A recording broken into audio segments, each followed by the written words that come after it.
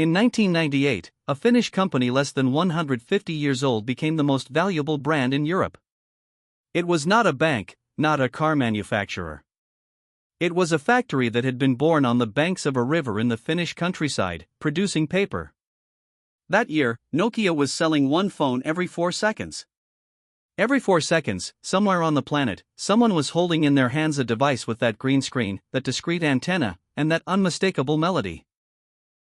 At its peak, the company alone represented 4% of Finland's entire gross domestic product. It was not just a company. It was a nation within a nation. But in September 2013, Nokia's CEO walked onto a stage in Helsinki and announced that the company's mobile phone division would be sold to Microsoft for €5.4 billion. It was the price of a defeat that had taken less than a decade to complete.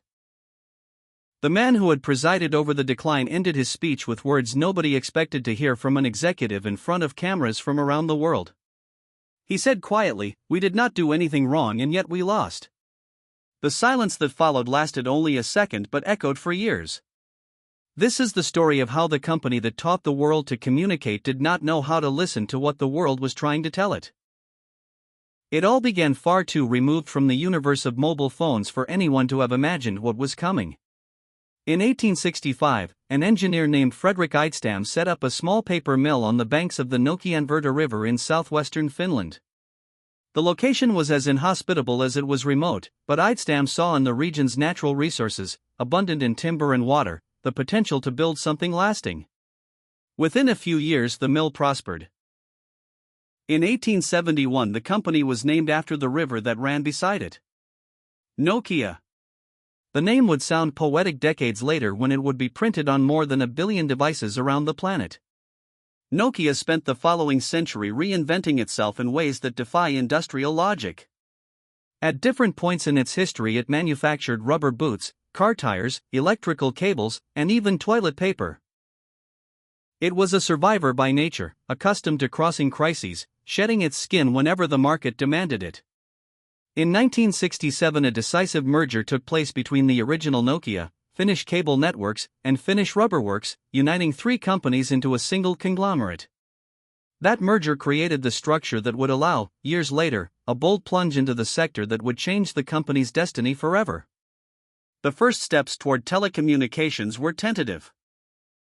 In 1979 Nokia formed a partnership with television manufacturer Cellphone and created Mobira Oy, a company dedicated to mobile telephony.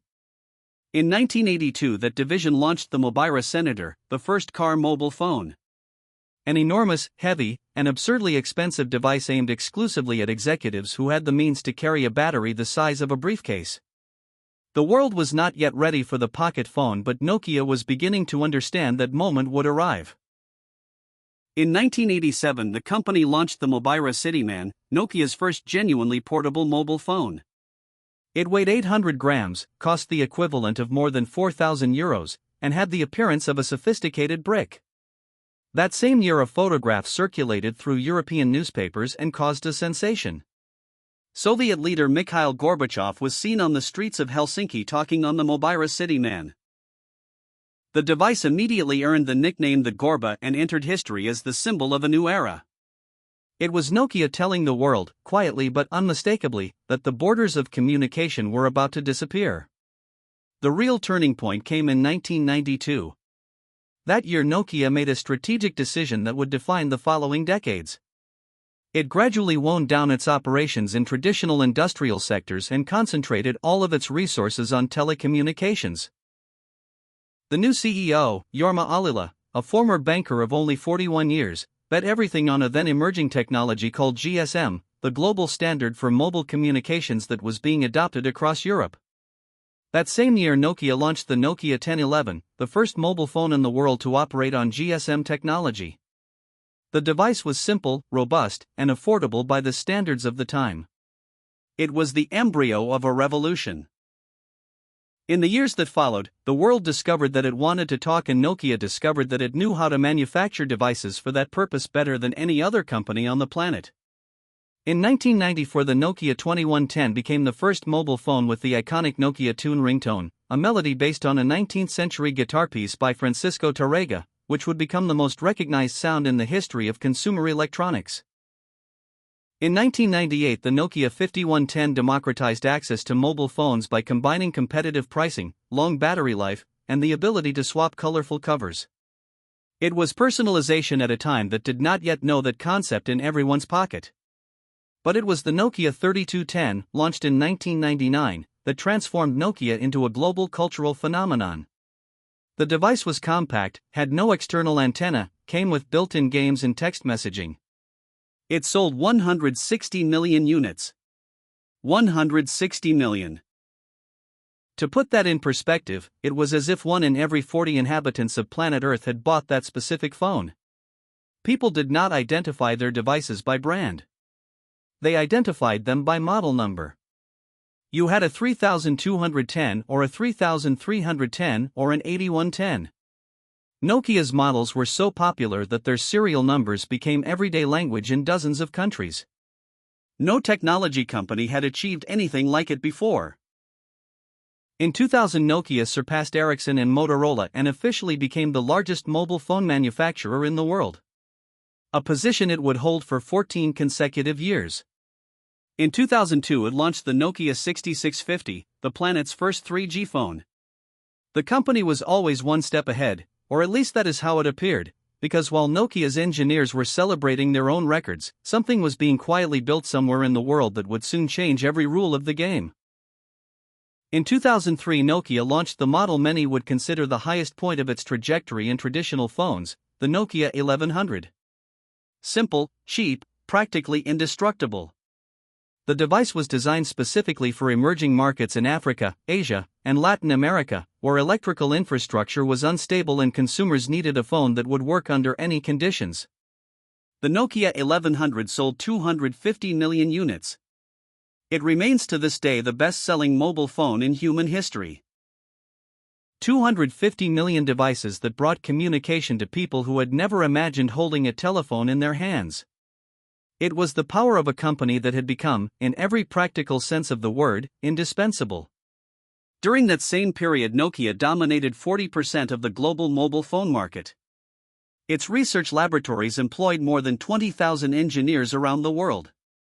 Its offices were established in 120 countries. Finland, a Nordic country of only 5 million inhabitants, had produced the most influential technology company on the planet. It was an improbable story that seemed to have no limit. Nokia's market value exceeded 300 billion euros in the early 2000s, making it more valuable than Ford, Volkswagen, and Sony combined. The world was literally in its hands. But something was happening in the depths of the industry that the present numbers could not show. In 2004, Nokia began displaying the first signs of vulnerability. The launches that year did not resonate as before. Exotic rotating format models with bold design generated curiosity but not sales.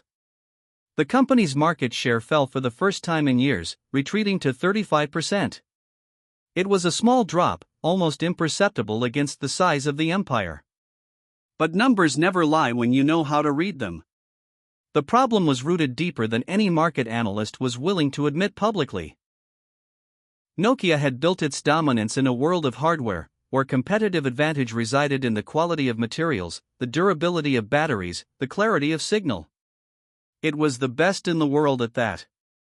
But the market was very slowly and almost invisibly becoming a world of software. And software was not what Nokia did best. The company's operating system, Symbian, had been developed in the 1990s to function on devices with limited memory and slow processors. It was efficient at what it set out to do. But creating applications for it was an expensive, slow, and technically hostile task for external developers. In a market that still lived in the era of mobile phones as simple communication tools, this problem seemed irrelevant. But the market was about to change paradigms in a way that Nokia underestimated with the confidence that only prolonged success can produce.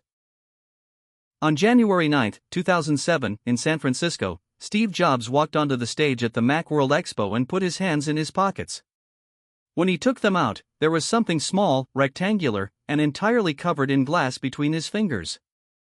There was no physical keyboard, no visible antenna, just a screen that responded to the touch of fingers with a fluidity never before seen on a mobile device.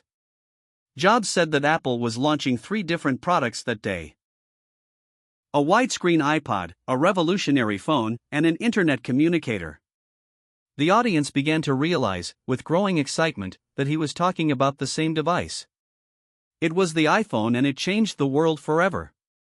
In the corridors of Nokia, the initial reaction was calculated disdain. Finnish executives looked at the technical specifications of the first iPhone and found sufficient reason for calm. The Apple device had no 3G connection. Its camera was only 2 megapixels. Its battery lasted less than a day with heavy use.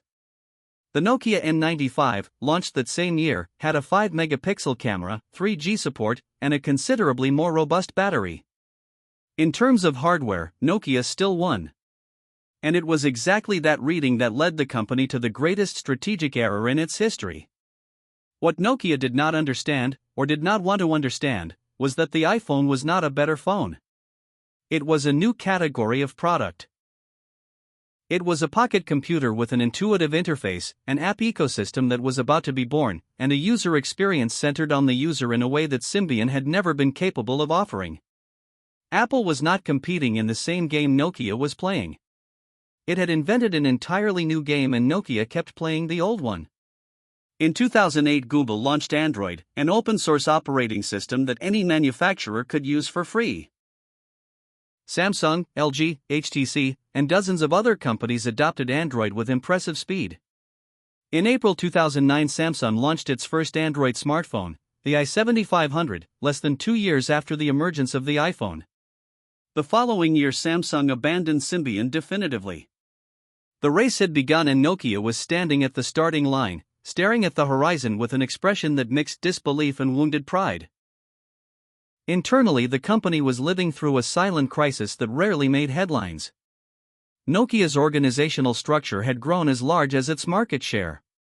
It was a heavy bureaucracy, divided into internal fiefdoms that competed with each other as much as they competed with external rivals. Decisions that needed weeks took months. Promising projects died in committees before reaching the market. Engineers who tried to warn leadership about the risks of Symbian were met with institutional resistance. The company had developed over years of uninterrupted success what management scholars call the winner's trap. The inability to perceive real threats because past glory seems sufficient guarantee for the future. In 2010, Nokia's smartphone market share had fallen to 34%. The number still seemed high in absolute terms, but the speed of the decline was alarming to anyone who understood the pace at which the industry was moving. Apple's App Store already had 250,000 available applications. The Android ecosystem was growing exponentially, and Nokia was still trying to make Symbian work in an era that had already left Symbian behind. It was in this scenario of growing urgency that Nokia's board of directors made a decision that seemed surgical, but that with the passage of time would reveal all the contradictions of a company that had lost clarity about what it was and what it wanted to be. In September 2010, Nokia hired as CEO a Canadian executive who came directly from Microsoft, Stephen Elop. It was the first time in Nokia's history that a foreigner had assumed supreme command of the company. It was also, as many would realize later, the beginning of the end.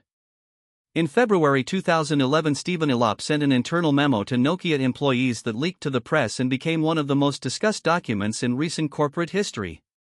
In the text, Elop compared Nokia to a man standing on a burning oil platform in the middle of the ocean. The structure was on fire. The sea around it was frozen and unknown, and the only choice remaining was to jump.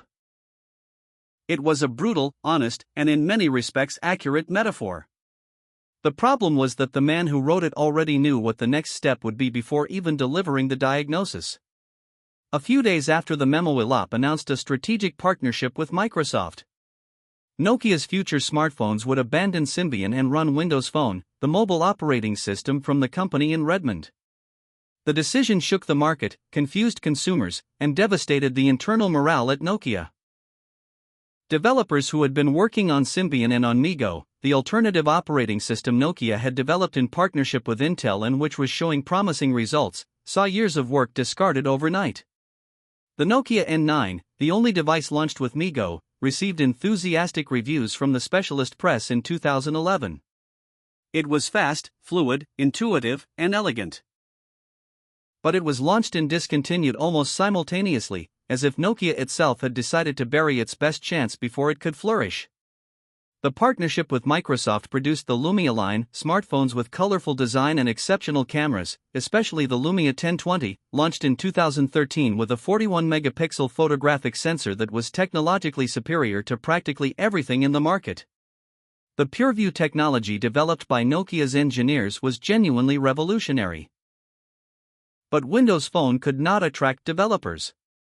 The app library was scarce. Users who migrated to a Lumia discovered that essential applications simply did not exist on the platform.